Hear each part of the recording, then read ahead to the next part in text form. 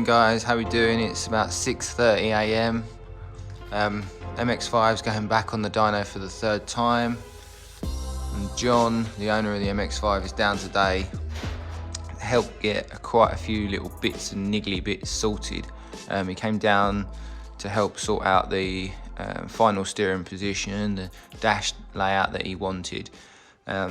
So it's basically, we've got to pull the dyno out of the dyno room over there, dyno box, and get it all set up where this Civic is, and then get the MX5 in. We're going to reset the fuel pressure to 56 or 58 psi and hopefully tune a little bit further up the RPM range. Probably not full power stuff, but at least as far up as we can get within reasonable noise limits inside the workshop. We'll see how we go. That's the final figures there. We've got 319 horsepower peak and 300 pounds-foot of torque. I'm still only just revving it up to 6,000 RPM. The ignition timing really hasn't been touched. It's still using my original base figures, which are super safe. We did have a few issues on the dyno though. We had another wheel wobble from the other side, so that's obviously the hub and we need to get that sorted.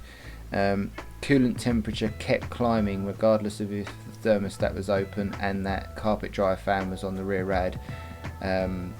Even the electric water pump didn't help out, so I think for now we're going to cut out the centre of the thermostat housing and leave the main body and the recirc plate in place. Hopefully that will help out. We did have quite high fuel temperatures, although the sensor wasn't on there. The fuel lines were really hot. Now that could be partly to do with the fact that the exhaust is very close to the fuel tank underneath, or the fact that the rad and fans blow directly onto the surge tank. So we'll look at both of them, and we're also going to fit the fuel temperature and fuel pressure because I want to make sure we can monitor them. Overall, obviously 320 horsepower is over stock for the LS1, or this particular model of LS1, so we've got plenty of scope. I've been speaking to John about nitrous. We're probably going to go for a 150 shot, which I believe should take the LS1 up to around 500 pounds-foot of torque, so that should be pretty handy out on the track. So we'll crack on and get the rest of the bits done. So I've had a few issues with fuel pressure, mainly because the filter's so small. We'll be upgrading that at some point. But I really want to get on the fuel temperature and fuel pressure sensor. So I've just taken out this blanking plug fitting, which I've lost, which is standard dash 6 fitting anyway. So I'm actually going to drill and tap the blanking plug to fit the temperature sensor in. I was going to put the pressure sensor in until I realized that this is actually the low pressure side after the diaphragm. So we're going to be sticking in here a fitting with an AN port on the side, like 1/8 MPT port on the side, so it will literally go straight between, and that will give us our fuel pressure, fuel temperature. So I've just got to find the right drill, which is 8.4-ish mil for this 1/8 MPT tap. So that's a vise in a vise with a fitting. So I've just drilled that out to 18.5, I think, which is slightly oversized, but it doesn't really matter because we're going to be using the very top of the widest point of the tap as it's tapered.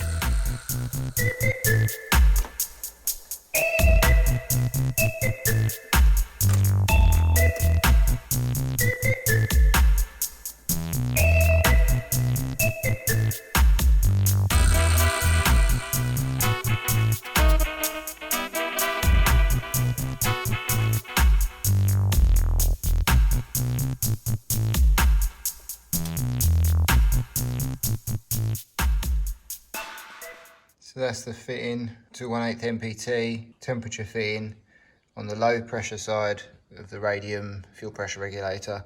All I've got to do now is install, once it arrives, the 1/8 MPT intermediate fitting to go between the lock off on the standard and that AM fitting. and then I'll get the pressure sensor in there. So then we'll have pressure and temperature at trackside, hopefully for Thursday. Alright, this is a job I should have done ages ago, but just haven't got around to it. So basically you've got a steel sleeve that sits inside this alley housing on the knuckle, tapered joint or tapered bolt that goes through with the nut on top. There's very little thread that sticks through, and obviously the nut is currently sitting down inside the taper, so actually there's nothing holding the whole system on apart from the fact that that's a super tight press fit for the steel. Obviously for our usage so far it's not really made a difference, but going on track we definitely need to solve that problem. So what I've done is cut out about 2-3 mil, which has exposed the actual, you can see it quite clearly now with the nut removed, the centre steel bush. Alright, well I was going to cut something out there on the plasma CNC, but I found a washer that was big enough, so I just had to drill out the hole. That's that job ticked off. I've got a 2 mil washer underneath that I've drilled out to 16 mil, and then it's just lock wired in.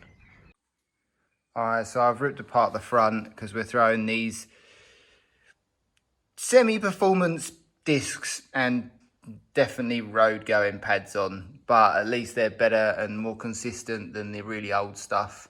But nonetheless, it is not really a full-on track day, it is just a test day. I can't believe it's happened again. It's a joke now.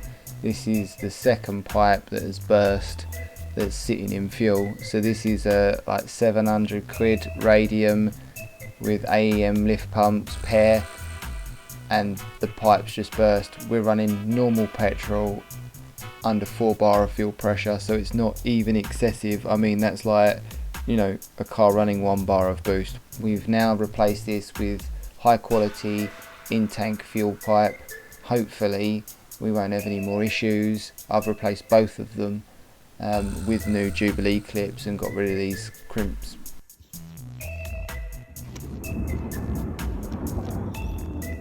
I'm not even having to undo the clip, it's just the pipe's just sliding about on it because it's just all deformed. So just as we were pulling her out, I saw that the auxiliary belt tensioner had pushed off the belt.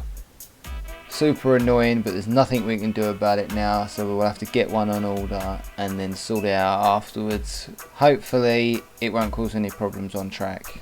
As you probably heard, there was thunder and there's been a lot of rain. Tomorrow's forecast rain, so this is a temporary roof that we're trying to implement before we go out on track or before we get there, just in case we have to actually drive it while it is raining. So here she is, all ready to rock and roll. Hopefully not looking for any more issues. We're just going to load her up on the transporter, put the rain cover over and get ready for a easy, hassle-free day tomorrow at the track. Thanks for watching, guys. If you like the video, give it a thumbs up. If you want to see more videos, subscribe, hit that bell and get the notifications. You can also check us out on Facebook, the link's going to be in the description. Thanks for watching and we'll see you soon.